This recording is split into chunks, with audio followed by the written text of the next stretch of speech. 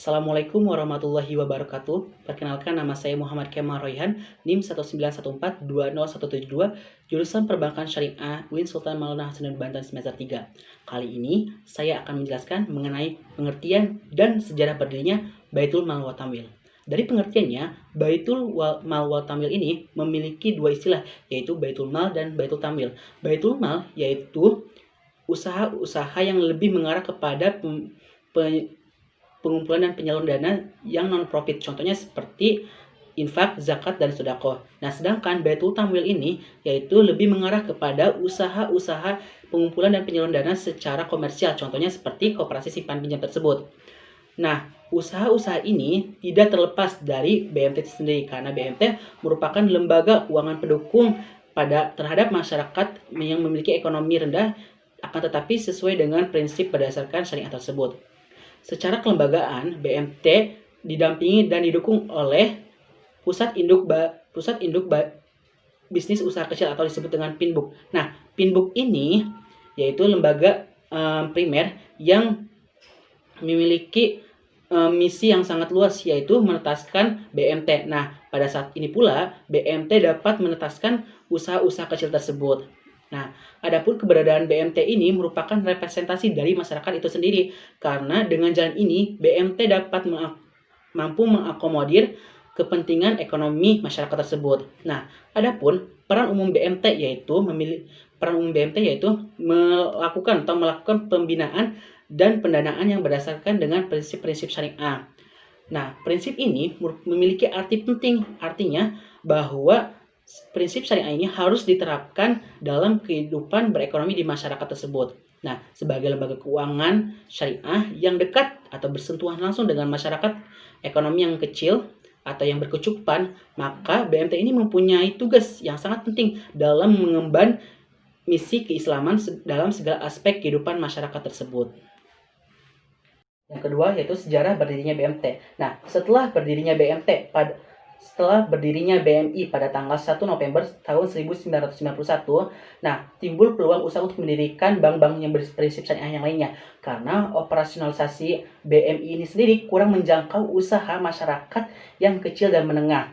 Maka muncul usaha yang untuk mendirikan bank dan lembaga keuangan mikro pada masyarakat, yaitu seperti Bank Perkreditan Rakyat Syariah dan Bank Baitul Mal wa Tamwil tersebut, yang bertujuan untuk mengatasi hambatan operasionalisasi di daerah tersebut. Nah, di samping itu, di tengah kehidupan masyarakat yang hidup serba berkecukupan, muncul kekhawatiran akan timbulnya pengikisan akidah. Nah, pengikisan akidah ini bukan hanya dipengaruhi oleh aspek-aspek Islam saja, tetapi juga dipengaruhi oleh lemahnya ekonomi masyarakat tersebut, sebagaimana yang diriwayatkan oleh Rasulullah SAW, yaitu kefakiran itu mendekati akan kekufuran. Maka keberadaan BMT ini diharapkan mampu mengatasi masalah lewat pemenuhan kebutuhan ekonomi masyarakat tersebut.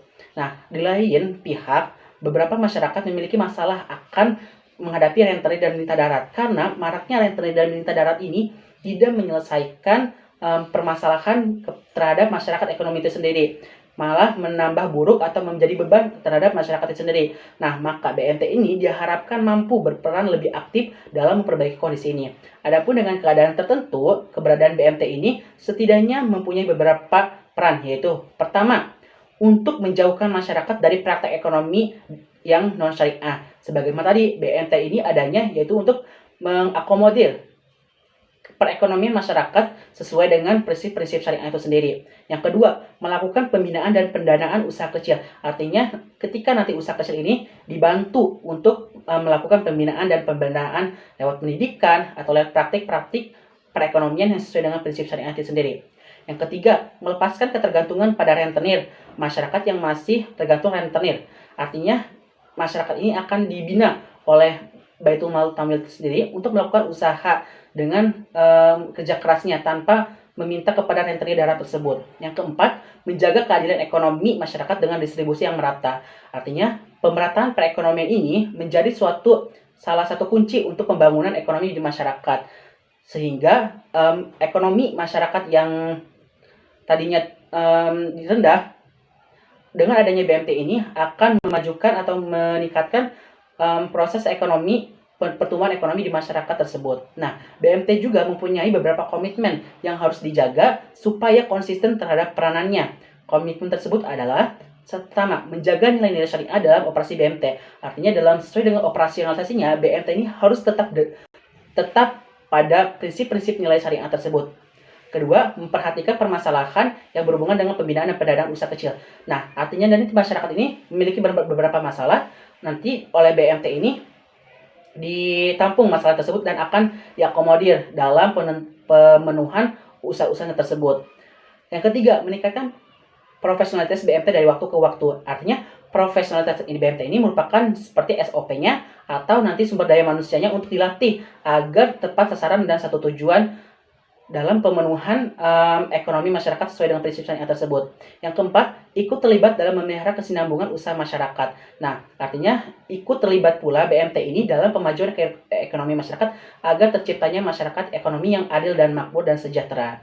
Terima kasih, itu saja dari saya. Kurang lebihnya mohon maaf. Bila taufiq wal hidayah. Wassalamualaikum warahmatullahi wabarakatuh.